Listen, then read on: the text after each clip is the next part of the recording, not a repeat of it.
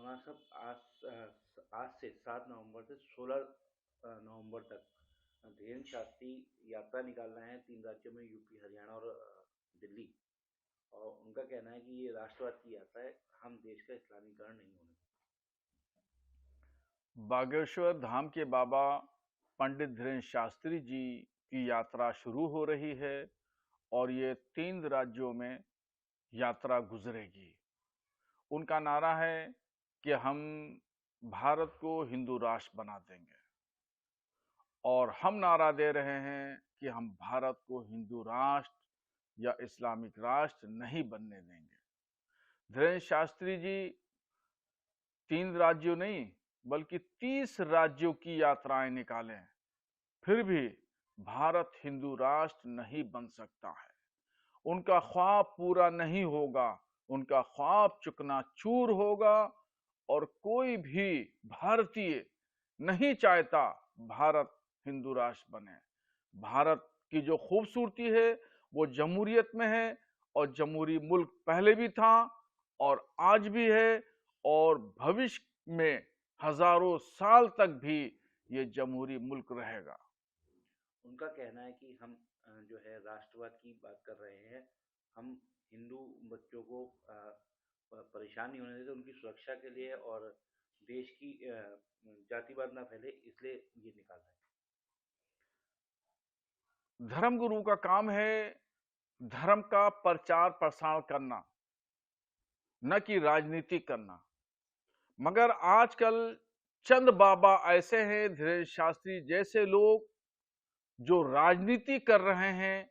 धर्म को इन्होंने पीछे छोड़ दिया है, हिंदुओं के जज्बात से खिलवाड़ कर रहे हैं। कोई बच्चों का हवाला दे रहा है, कोई राष्ट्रवाद का हवाला दे रहा है।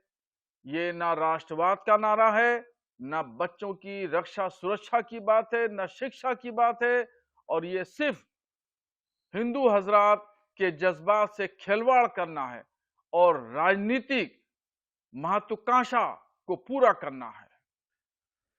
महाराष्ट्र के मंत्री नीतीश राणे ने कुंभ मेले, जो आने वाला कुंभ मेला है, उस पर उन्होंने कहा है कि कोई भी गैर हिंदू उसमें दुकान न लगाए। देश की जो हमें काफिर मानते हैं, हिंदुओं को काफिर मानते हैं, वो उनकी दुकानें ना लगेंगी और उनसे कोई सामान नहीं खरीदेगा, पूजा का सामान। महाराष्ट्र सरकार के मंत्री नीतीश राणे विवादित शख्सियत हैं और हमेशा विवादों में घिरे रहते हैं, विवादित बयान देते हैं।